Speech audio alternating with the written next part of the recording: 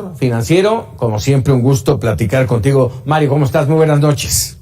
Paco, muy buenas noches. Un saludo a ti y a toda tu auditorio. Muchas gracias. A ver, de entrada, esto que decía Victoria Rodríguez, la gobernadora del Banco de México. ¿México vive un momento complejo? Pues mira, yo te diría no complejo, sumamente complejo, pero vive un momento sumamente complejo, desde luego por lo que está pasando en el sector externo, por la invasión de Rusia a Ucrania, pero también por lo que el gobierno ha dejado de hacer y sigue sin hacer. Esto me parece que es un tema muy importante. Ya sabíamos que venía un año difícil, se ha complicado. Tú recordarás que las presiones inflacionarias empezaron desde el año pasado y se acrecentaron con el tema de la guerra a Ucrania, pero lo que no vemos es una respuesta contundente de parte del gobierno. Lejos de eso, vemos pifias como la de hoy. Creo que dejó muy mal sabor de boca el adelanto del anuncio de la tasa de interés por parte del presidente, que si bien es cierto pidió una disculpa, pues el adelanto ya está.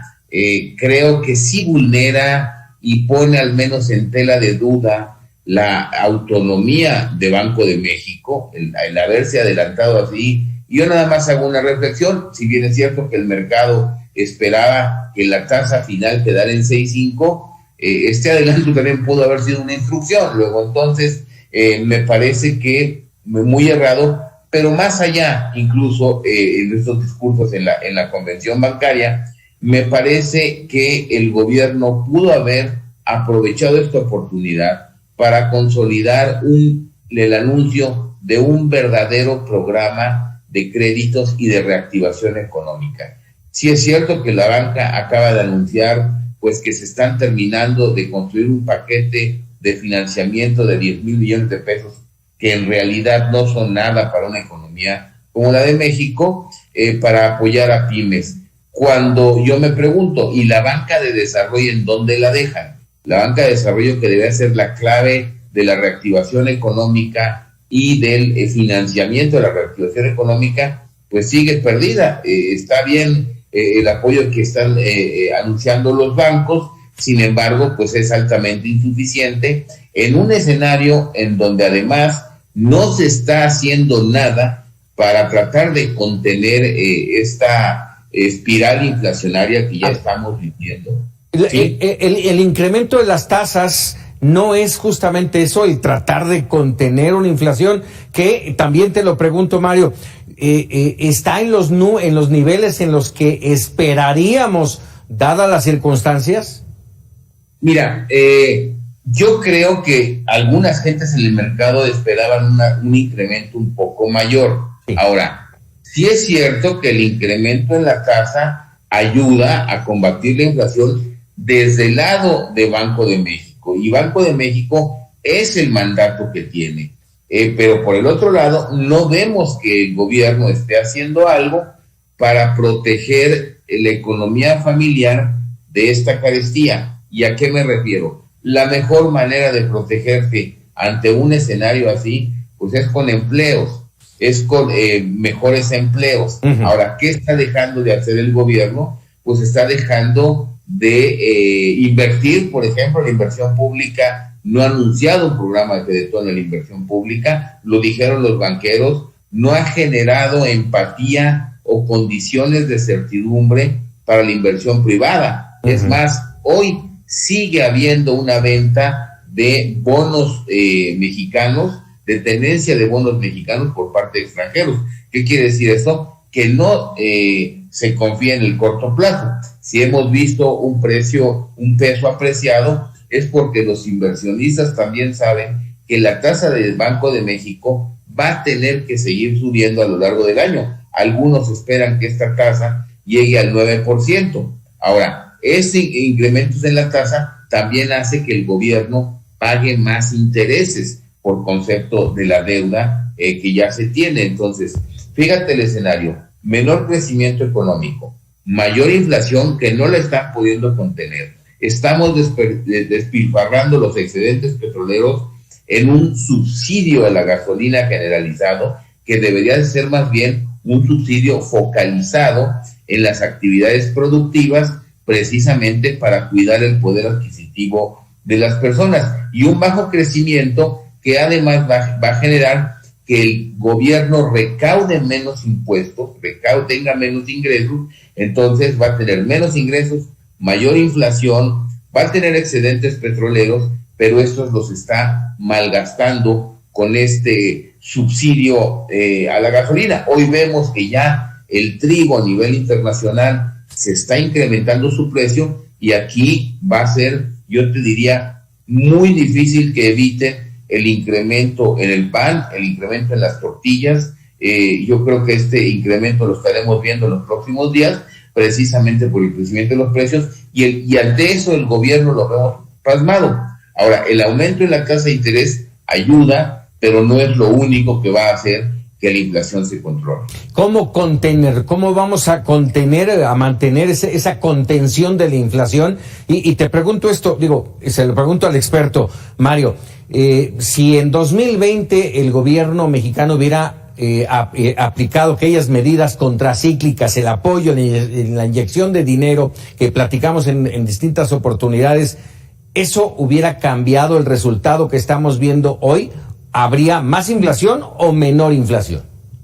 Mira, yo te diría, menor inflación, porque podríamos ser más autosuficientes, por ejemplo, en el campo. Tú recordarás que además este gobierno le ha recortado, presupuestalmente hablando, los recursos al campo. Dejó que la planta productiva se parara, dejó que el desempleo aumentara, en vez de haber actuado a tiempo y no tener una planta productiva que está rearrancando en algunas cosas. Muchas se perdieron, muchas están volviendo, pues apenas viendo los preparativos para regresar al mercado o crear nuevas empresas. Sin embargo, la planta productiva se perdió, el desempleo ahí quedó, se perdió experiencia. ¿Qué quiere decir esto? Que estamos partiendo de cero cuando otros países no dejaron que sus economías se llegaran al punto cero como fue en México.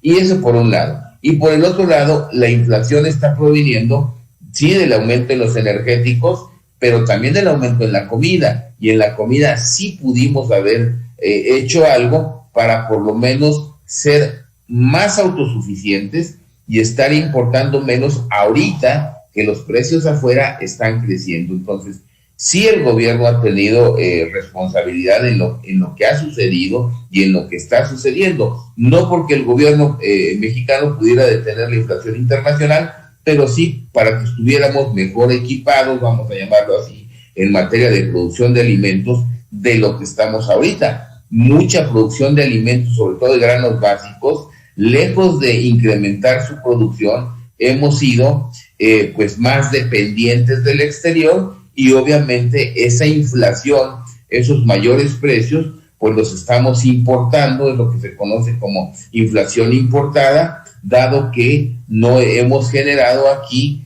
ni siquiera los niveles de producción que en algunos cultivos teníamos desde antes. Entonces, sí es culpable, y además el hecho de no utilizar, por ejemplo, los excedentes petroleros para crear una especie de plan Marshall que reactivara la economía y que generara empleo, pues nos lo estamos gastando en este subsidio mal focalizado que está ayudando a los que más tienen, pero que no le está ayudando a los que menos tienen. Déjame salirme, aprovechar que te tengo en esta comunicación, salirme del tema económico y entrar al tema político, porque hoy me llamó la atención esta advertencia, así lo veo, advertencia que hizo el embajador de Estados Unidos en México, Ken Salazar, en la Cámara de Diputados, advierte que México y Rusia no pueden ser cercanos, nunca puede pasar, así lo dictó. ¿Es factible?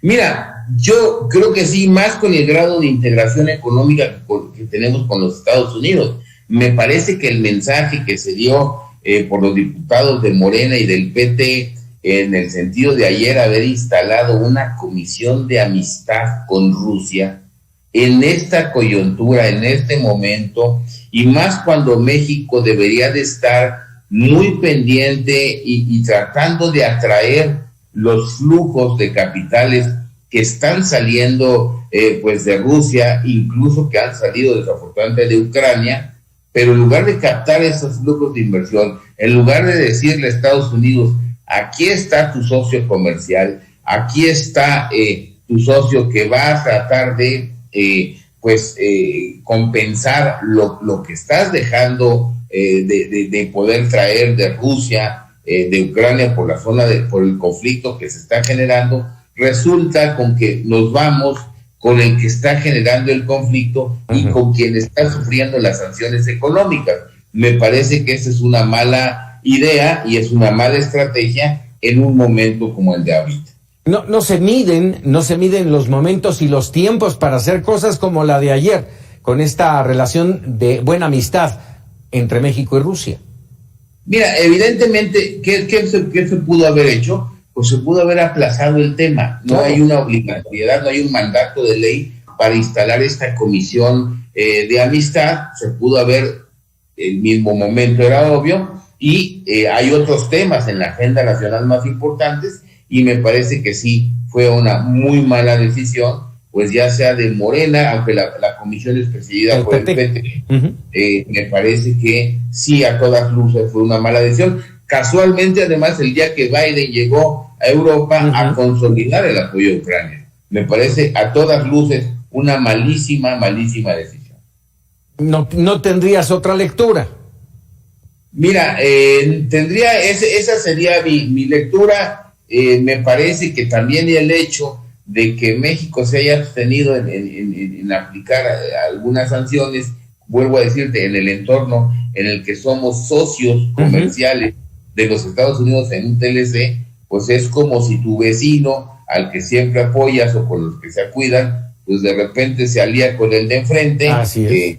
Pues no me parece que vaya a ser muy bien visto en un entorno además donde se está discutiendo una reforma eléctrica que además perjudica de alguna manera o que busca trastocar propiedades, intereses, actividades que tiene tu socio comercial en México. Oye, ya de rapidito nada más, tú tocaste el tema y me das la oportunidad. ¿Va a pasar la reforma? ¿Va a pasar antes de las elecciones? Yo lo veo muy complicado. La verdad es que no tienen los votos hoy. Hay que recordar que se necesitan las 2/3 partes. No tienen los votos hoy de una reforma que además, te voy a decir, llegaría a incrementar más los precios de los energéticos, sobre todo de la electricidad, porque no hay manera de que la reforma que presentó el presidente reduzca los precios de la energía eléctrica. Eso nos debe de quedar muy claro, ¿no? Afortunadamente no tienen los votos. ¿Qué puede ser? Pues que se dé un proceso de discusión más amplio, que quizás se corrija algunos errores que ha habido en la reforma, pero definitivamente la reforma del presidente pues no va a pasar, te digo, porque no tiene los votos y porque además esto vendría a acelerar todavía más la inflación, porque no hay manera de que con la reforma que se planteó se generen menores costos para la generación de electricidad. Mario Di Costanzo, como siempre, un gusto y un placer platicar contigo de estos temas. Al contrario, Francisco, muy buenas noches y un saludo también a ti y a todo tu auditorio. Muchísimas gracias, Mario Di Costanzo, consultor financiero aquí en Mega Noticias.